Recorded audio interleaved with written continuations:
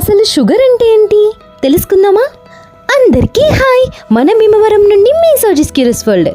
మనం రోజు తినే ఫుడ్ అంతా బాడీలో డైజెషన్ ప్రాసెస్లో బ్రేక్ అవుతుంది. ఫైనల్గా ఆ ప్రాసెస్లో గ్లూకోజ్గా మారుతుంది. గ్లూకోజ్ అంటే గుర్తుపెట్టుకోండి, బ్లడ్లో ఉండే షుగర్. ఈ గ్లూకోజ్ మన బాడీకి ఫ్యూయల్ లాంటిది. మనం నడవడం, ఆలోచించడం, పనిచేయడం అన్నిటికీ ఇది అవసరం. కానీ ఇక్కడ ఒక ఇంపార్టెంట్ సిస్టమ్ ఉంటుంది. మన బాడీలో ఇన్సులిన్ అనే హార్మోన్ ఉంటుంది. ఇన్సులిన్ అంటే బ్లడ్లో ఉన్న షుగర్ని బాడీ యూజ్ చేసేలా సహాయం చేసే ఒక రసం, అంటే అదే హార్మోన్ అన్నమాట. ఈ ఇన్సులిన్ ప్యాంక్రియస్ అనే ఆర్గన్ నుండి రిలీజ్ అవుతుంది. ప్యాంక్రియస్ మన స్టమక్ దగ్గర ఉంటుంది బాడీలో. ఇప్పుడు ఇన్సులిన్ సరిగ్గా వర్క్ చేస్తే గ్లూకోజ్ సెల్స్లోకి వెళ్తుంది. బాడీ దానిని ఎనర్జీగా యూజ్ చేసుకుంటుంది. కానీ ఇన్సులిన్ సరిగ్గా లేకపోతే రిలీజ్ అయినా సరిగ్గా పని చేయకపోతే గ్లూకోజ్ బ్లడ్లోనే పెరిగిపోతుంది. అంటే షుగర్ బ్లడ్లోనే పెరిగిపోతుంది అన్నమాట. అక్కడ అక్యుములేట్ అవుతుంది. అదే మనం షుగర్ పెరిగింది, డయాబెటిక్స్ వచ్చింది అని చెప్తాం. సింపుల్గా ఫుడ్ వల్ల గ్లూకోజ్ వస్తుంది. ఆ గ్లూకోజ్ని ఇన్సులిన్ యూజ్ చేస్తుంది. ఒకవేళ ఇన్సులిన్ ప్రాబ్లం వస్తే షుగర్ ఇంక్రీజ్ అవుతుంది. ఇది డయాబెటిక్స్ బేసిక్ కాన్సెప్ట్. ఇంకా చాలామంది కన్ఫ్యూజ్ అవుతారు, డయాబెటిక్స్ టైప్స్ ఏంటి, అంటే ఏంటి, హై షుగర్ అంటే ఏంటి అని. డయాబెటిక్స్లో రెండు మెయిన్ సిచ్యువేషన్స్ ఉంటాయి. హై షుగర్, హైపర్ గ్లైసిమియా అంటే బ్లడ్లో గ్లూకోజ్ లెవెల్స్ ఎక్కువగా ఉండడం. నెక్స్ట్ వన్ లో షుగర్, హైపోగ్లైసిమియా అంటే బ్లడ్లో గ్లూకోజ్ లెవెల్స్ నార్మల్ కన్నా తక్కువగా ఉండడం. ఇది రెండు డిఫరెంట్ సిచ్యువేషన్స్, కానీ రెండు కూడా డేంజరస్ అవ్వచ్చు. ఎగ్జాంపుల్, హై షుగర్ స్లోగా బాడీని డ్యామేజ్ చేస్తుంది.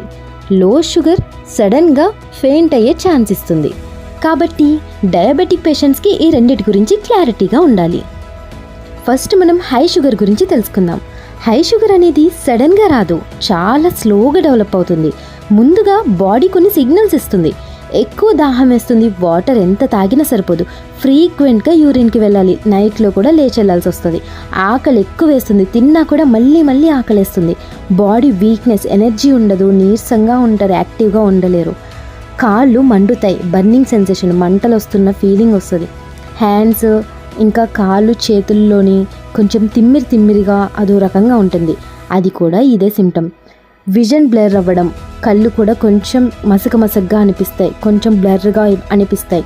ఇంకా హెడేక్స్ వస్తాయి, కట్స్ వౌండ్ స్లోగా హీల్ అవుతాయి. ఏమైనా చిన్న గాయాలైనా సరే అంత గమ్మున తగ్గవన్నమాట. కొన్ని కేసెస్లో స్వెట్టింగ్ కూడా ఉంటుంది, విపరీతంగా చెమటలు పడతాయి, బాడీ కూడా చల్లగా అయ్యే ఛాన్సెస్ ఉంది. స్కిన్ ఇన్ఫెక్షన్స్ కూడా రావచ్చు. ఇవన్నీ కలిసి మనకి హింట్ ఇస్తాయన్నమాట, మీ బాడీలో షుగర్ లెవెల్స్ కంట్రోల్లో లేవు బాబు అని. చాలామంది ఇగ్నోర్ చేస్తారు, కానీ ఎర్లీ స్టేజ్లో గుర్తించితే ఈజీగా కంట్రోల్ చేయొచ్చు. ఇప్పుడు టైప్స్ ఆఫ్ డయాబెటిక్స్ విందాం. డయాబెటిక్స్లో ఇంకా టైప్స్ ఉన్నాయా అనుకుంటున్నారా? వినండి. డయాబెటిక్స్ అనేది ఒక్కటే కాదు, దానికి కొన్ని టైప్స్ ఉంటాయి. టైప్ 1 డయాబెటిక్స్, ఇది మోస్ట్లీ చిన్న వయసులో స్టార్ట్ అవుతుంది. బాడీ ఇన్సులిన్ ప్రొడ్యూస్ చేయదు, కాబట్టి ఇన్సులిన్ ఇంజెక్షన్స్ కంపల్సరీ. ఇది ఇమ్యూన్ సిస్టమ్ ప్రాబ్లం వల్ల వస్తుంది. ఇంకా టైప్ 2 డయాబెటిక్స్, ఇది మోస్ట్ కామన్. ఇన్సులిన్ బాడీలో ఉంటుంది, కానీ సెల్స్ దీనిని సరిగ్గా యూజ్ చేయవు. ఇది లైఫ్ స్టైల్ వల్ల వస్తుంది. Junk food, no exercise, weight gain. ముందుగా టాబ్లెట్స్తో కంట్రోల్ చేస్తారు, తర్వాత కొన్నిసార్లు ఇన్సులిన్ అవసరం పడవచ్చు. నెక్స్ట్ జెస్టేషనల్ డయాబెటిక్స్, ఇది ప్రెగ్నెన్సీ టైంలో వస్తుంది. డెలివరీ తర్వాత కొన్ని కేసెస్లో తగ్గిపోతుంది, కానీ ఫ్యూచర్లో రిస్క్ ఉండొచ్చు. టైప్ బట్టి ట్రీట్మెంట్ చేంజ్ అవుతుంది, కాబట్టి డాక్టర్ గైడెన్స్ వెరీ ఇంపార్టెంట్. అసలు షుగర్ ఎందుకు వస్తుంది? మనం అడుగుతాం, నేను ఏం చేశాను, ఎందుకు నాకు షుగర్ వచ్చింది అని. ఆన్సర్ సింపుల్ కాదు, మల్టిపుల్ రీజన్స్ ఉంటాయి. డైలీ జంక్ ఫుడ్ తినడం, ఆయిల్ షుగర్స్ ఎక్కువ ఉన్న ఫుడ్ తినడం, లేకపోతే ఫిజికల్ యాక్టివిటీ లేకపోవడం, వెయిట్ గెయిన్ అవ్వడం, వాకింగ్ ఎక్సర్సైజ్ అసలు చేయకపోవడం, లేకపోతే మెయిన్ స్ట్రెస్ వల్ల కూడా చాలామందికి వచ్చే ఛాన్సెస్ ఉంది. హార్మోనల్ ఇన్బ్యాలెన్స్, స్లీప్ ప్రాపర్గా లేకపోవడం, నైట్ లేట్గా పడుకోవడం, ఇలా అన్నీ కలిసి బాడీలో ఇన్సులిన్ సిస్టమ్ని డిస్టర్బ్ చేస్తాయన్నమాట. షుగర్ గ్రాడ్యువల్లీ డెవలప్ అవుతుంది అప్పుడు. అండ్ చాలామంది షాక్ అవుతారు, చిన్న పిల్లలకు కూడా షుగర్ ఎలా వస్తుంది అని. ప్రెగ్నెన్సీ టైంలో అమ్మకి షుగర్ ఉంటే బేబీకి ఎఫెక్ట్ అవుతుంది. బేబీ ప్యాంక్రియస్ డెవలప్ ఎఫెక్ట్ అవ్వచ్చు. అదే ఇప్పుడు ప్రెగ్నెన్సీ టైంలో మదర్ కూడా కంట్రోల్డ్గా మంచి డైట్ తీసుకుంటే బేబీకి ఎఫెక్ట్ అవ్వదు. టైప్ 1 డయాబెటిక్స్లో ఇమ్యూన్ సిస్టమ్ ప్యాంక్రియాస్ని డ్యామేజ్ చేస్తుంది. యంగ్ ఏజ్లో junk food, cool drinks, no outdoor games ఇలా ఉండడం వల్ల బాడీ యాక్టివిటీ లేకపోతే మెటబాలిజం స్లో అవుతుంది. కాబట్టి ఇప్పుడు చిన్న వయసులో కూడా డయాబెటిక్స్ కేసెస్ పెరుగుతున్నాయి. అసలు షుగర్ లెవెల్స్ ఎంతవరకు ఉండొచ్చు, ఎలా ఉండాలి, ఎంతలో ఉండాలి తెలుసుకుందాం. ఫాస్టింగ్ షుగర్ అంటే ఎంటీ స్టమక్తో ఏమీ తినకుండా పరగడుపును చేయించుకున్న టెస్ట్కి 70 to 100 mg ఉండాలి. అంటే 70 నుండి 100 వరకు ఆ మధ్యలో ఉంటే మంచిది. తర్వాత తిన్నాక 2 గంటలకి మళ్ళీ చేయించుకోవాలి. అప్పుడు ఆఫ్టర్ ఫుడ్ బిలో 140 mg 140 కన్నా తక్కువ ఉండాలి.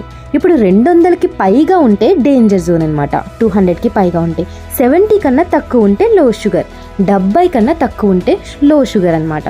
రెగ్యులర్గా టెస్టింగ్ చేయడం చాలా ఇంపార్టెంట్, ఎస్పెషల్లీ సిమ్టమ్స్ ఉంటే. మనం తినే కొన్ని ఫుడ్స్ డైరెక్ట్గా షుగర్ని పెంచుతాయి తెలుసా?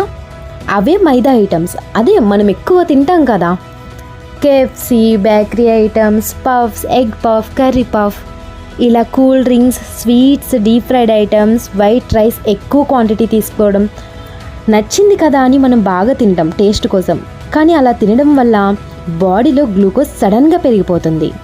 కంట్రోల్ చేసుకుంటే చాలా బెస్ట్. మీ హెల్త్ స్టైల్ మార్చుకోండి, చాలా బెటర్. కంట్రోల్ అంటే ఖాళీ కడుపుతో ఉండడం కాదండి, స్మార్ట్గా తినడం. అంటే మార్నింగ్ టైంలో ఎగ్స్, బాదం, సోకుడు బాదం, ఓకేనా, రాగి జావా, ఇవి సింపుల్ ఫుడ్. మనకి మధ్యలో ఏమైనా ఆకలిస్తే మజ్జిగ తాగండి, వాటర్ ఎక్కువ తీసుకోండి. ఇంకా లంచ్ టైం వచ్చి రైస్ కొంచెం, కర్రీ ఏమన్నా, దాల్. ఒకవేళ మీరు రైస్ బ్రౌన్ రైస్ వాడాలనుకుంటే మంచిదే. ఒకవేళ నార్మల్ రైస్ అయినా ఏదైనా క్వాంటిటీ తక్కువగా తినండి. తర్వాత దాల్ తీసుకోండి, అంటే పప్పు, వెజిటేబుల్స్, కర్రీ ఏదైనా సరే కొంచెం ఎక్కువ తీసుకోండి. తర్వాత ఈవినింగ్స్ వస్తే బటర్ మిల్క్ తీసుకోండి, లేకపోతే వేరుశెనగలు ఒక గుప్పెడు, లేకపోతే బొంబాయి శనగలు తెలుసు కదా మీకు, అవి కూడా ఒక గుప్పెడు అలా తీసుకోండి. ఫ్రూట్ తీసుకోండి. ఫ్రూట్స్ వచ్చి మనకి కొంచెం చీపెస్ట్గా బడ్జెట్లో చూసుకుంటే జాంకాయ అందరికీ ఫేవరెటే కదా, అది బాగుంటుంది కూడా, కానీ చాలా మంచిది షుగర్కి. ఇంకా నైట్ టైం లైట్ డిన్నర్, కుదిరితే చపాతీ చేసుకోండి, లేదంటే ఫ్రూట్స్ తీసుకోండి. మోస్ట్లీ తినకుండా మాత్రం ఉండద్దు, తినండి అండ్ 10 minutes వాక్ చేయండి ఎప్పుడైనా సరే. ఇలా బ్యాలెన్స్డ్గా తింటే షుగర్ స్టేబుల్గా ఉంటుంది. ఒకవేళ మీకు ఏదన్నా బయట ఫంక్షన్స్ అలా అయింది అంటే అప్పుడు కూడా లిమిటెడ్గా అన్నీ టేస్ట్ చేయండి, కానీ స్వీట్స్ ముట్టుకోకుండా ఉంటేనే బెస్ట్ అని చెప్తా. ఇంకా మనకి షుగర్ కంట్రోల్లో లేకుంటే బాడీ మీద ఇంపాక్ట్ సీరియస్గా ఉంటుంది. అవేంటో చెప్పనా? ఐస్, మనకి కళ్ళు సరిగ్గా కనిపించవు, మెల్లగా విజన్ తగ్గుతుంది, స్పెట్స్ పడతాయి. తర్వాత కిడ్నీస్ ఫెయిల్యూర్ రిస్క్ చాలా ఉంది. నెర్వ్స్ అంటే నరాలు, అవి వాసిపోయే ఛాన్స్ ఉంటుంది, కొంచెం మనకి పెయిన్ ఇచ్చే ఛాన్స్ ఉంటుంది. హార్ట్ అటాక్ రిస్క్ కూడా ఉంటుంది. ఇంకా బోన్స్ వీక్ అయిపోతాయి. ఏమైనా దెబ్బలు తగిలితే అవి తగ్గడం అంత ఈజీ కాదండి. ఇంకా యాంగ్జైటీ ఫీల్ అవుతారు, అరిచినా అరిపించినా బాడీ చల్లగా అయిపోతుంది, టెన్షన్ పెరిగిపోతుంది. అది తర్వాత HbA1c టెస్ట్ ఉంటుంది. ఆ HbA1c టెస్ట్లో 3 months వరకు మీరు ఎలా ఫీల్ అయ్యారు, ఏం తిన్నారు అవన్నీ చూపించి షుగర్ లెవెల్స్ ఎక్కువ చూపిస్తుంది. సో యాంగ్జైటీ ఫీల్ అవ్వకండి, టెన్షన్ ఫీల్ అవ్వకండి, టెన్షన్ పడే వాటికి దూరంగా ఉండండి షుగర్ వస్తే. సో చాలా జాగ్రత్తగా ఉండండి. లాంగ్ టైంలో లైఫ్ క్వాంటిటీ తగ్గిపోతుందన్నమాట. లేట్ అయ్యాక కాదు, ఎర్లీగా జాగ్రత్తగా ఉంటే బెస్ట్. చాలామంది కంప్లైంట్ చేస్తారు, నాకు ఆకలి ఎక్కువ వేస్తుంది అని. వీళ్ళకి స్మాల్ మీల్స్ సిస్టమ్ చెప్పాలి. 3 hours ఒకసారి కొంచెం కొంచెం తినండి. బడ్జెట్ స్నాక్స్ వచ్చి ఏమైనా జాంకాయ లాంటివి, లేకపోతే ఒక గుప్పెడు వేరుశెనగలు, బొంబాయి శనగలు, ఏదన్నా స్నాక్స్ అండి. ఆయిల్ ఫుడ్స్ తినకండి. మామూలుగా ఇంకేమైనా సరే చిన్న చిన్న, మోస్ట్లీ మీరు ప్రిఫర్ చేసేది ఫ్రూట్స్ అయితే చాలా బెస్ట్. కానీ ఒకవేళ బయట ఏమైనా తిన్నారు అంటే కనుక మీకు వెంటనే రిజల్ట్ చూపిస్తుంది. కాళ్ళు మంటలు రావడం, లేకపోతే నీరసం రావడం, యూరిన్కి ఎక్కువ వెళ్ళడం, ఇలాంటివి జరుగుతాయి. సో ప్లీజ్ మీ కంట్రోల్లో మీరు ఉండండి. వాటర్ చాలా ఎక్కువ తీసుకోండి. ఎంత మంచిదంటే మీరు తినే ఫుడ్కి ఈజీగా డైజెస్ట్ అయ్యే ఛాన్సెస్ కూడా ఉంటాయి వాటర్ ఎక్కువ తీసుకుంటే. ఖచ్చితంగా మెడిసిన్ మీకు డాక్టర్ సజెస్ట్ చేస్తే మెడిసిన్ ఖచ్చితంగా వాడండి. ఇన్సులిన్ అయితే ఇన్సులిన్ ఖచ్చితంగా వాడండి. ఇంకా ప్రెగ్నెన్సీ టైంలో బాడీలో హార్మోన్స్ చాలా చేంజెస్ వస్తాయి. ఈ హార్మోన్స్ ఇన్సులిన్ని బ్లాక్ చేస్తాయి. బాడీలో షుగర్ లెవెల్స్ పెరిగిపోతాయి. కంట్రోల్ కాకపోతే బేబీ ఓవర్ వెయిట్గా, డెలివరీ కాంప్లికేషన్స్, బేబీకి ఫ్యూచర్ డయాబెటిక్ రిస్క్ ఉంటుంది. కాబట్టి రెగ్యులర్గా చెకప్స్ చేయించుకోండి, డైట్ కంట్రోల్ చేసుకోండి. ఎవరు ప్రెగ్నెంట్ లేడీస్ గురించి చెప్తున్నా. వాకింగ్ చేయండి. ప్రెగ్నెన్సీలో షుగర్ని ఇగ్నోర్ అస్సలు చేయొద్దు. ఇంకా లో షుగర్ గురించి తెలుసుకుందాం. లో షుగర్ సడన్గా వస్తుంది. ఎక్సెస్ స్వెట్టింగ్ అంటే బాగా చెమటలు ఎక్కువ పడతాయి నార్మల్ కన్నా. ఇంకా బాడీ షేకింగ్ అవుతుంది, నీరసం వస్తుంది, హార్ట్ బీట్ బాగా రేజ్ అవుతుంది, డిజీనెస్ ఉంటుంది, కన్ఫ్యూజన్ ఉంటుంది, కళ్ళు తిరుగుతాయి. సివియర్ కేసెస్లో ఫెయింట్ కూడా అవ్వచ్చు. కాబట్టి ఇమీడియట్ యాక్షన్ ఇంపార్టెంట్. అప్పుడు ఏం చేయాలంటే షుగర్ వాటర్ తీసుకోండి. చాక్లెట్ లేదా ఫ్రూట్ జ్యూస్ 10 to 15 minutesలో రిలీఫ్ ఇస్తుంది. తర్వాత ప్రాపర్ మీల్. ఆల్వేస్ ఒక స్మాల్ స్నాక్ని మీ బ్యాగ్స్లోనో లేకపోతే మీ పక్కనో క్యారీ చేసుకుంటే చాలా బెస్ట్. చాలామంది భయపడతారు, మా పేరెంట్స్కి ఉంది నాకు కూడా వస్తుందా, నేను లావుగా ఉన్నాను నాకు వస్తుందా, షుగర్ వస్తుందా, సిమ్టమ్స్ అనిపిస్తున్నాయి, అది షుగరా ఏంటి అని భయపడుతూ ఉంటారు కదా.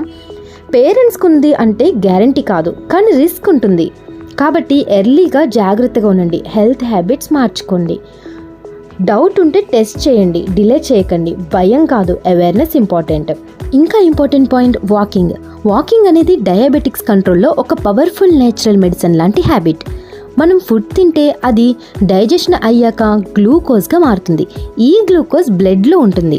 మీరు వాకింగ్ చేస్తే ఆ గ్లూకోజ్ని మజిల్స్ యూజ్ చేసుకుంటాయి. అంటే బ్లడ్లో ఉన్న షుగర్ లెవెల్స్ న్యాచురల్గా తగ్గుతాయి. కాబట్టి తిన్నాక 10 minutes వాకింగ్ చాలా ఇంపార్టెంట్. అదే మీరు తిన్న వెంటనే పడుకుంటుపోయారనుకోండి, అప్పుడేమవుతుంది, గ్లూకోజ్ని మజిల్స్ యూజ్ చేసుకోదు, అది బ్లడ్లోనే ఉండిపోయి పెరిగిపోతుంది. సో 10 minutes వాకింగ్ చాలా ఇంపార్టెంట్. Daily total 30 minutes. అంటే మార్నింగ్ తిన్నాక 10 minutes, ఆఫ్టర్నూన్ తిన్నాక 10 minutes అండ్ నైట్ కూడా. అలా 30 minutes నడిస్తే చాలు. కానీ కంటిన్యూస్గా టైం దొరకకపోతే 10 minutesగా డివైడ్ చేసుకోండి. తిన్నాక వెంటనే పడుకుంటే డైజెషన్ స్లోగా అవుతుంది, షుగర్ పెరిగిపోతుంది. సింపుల్ రూల్, తిన్నాక పడుకోకండి, నడవండి ఒక 10 minutes. తిన్న వెంటనే కాదు, ఒక 5 minutes కూర్చొని తర్వాత ఒక 10 minutes నడవండి.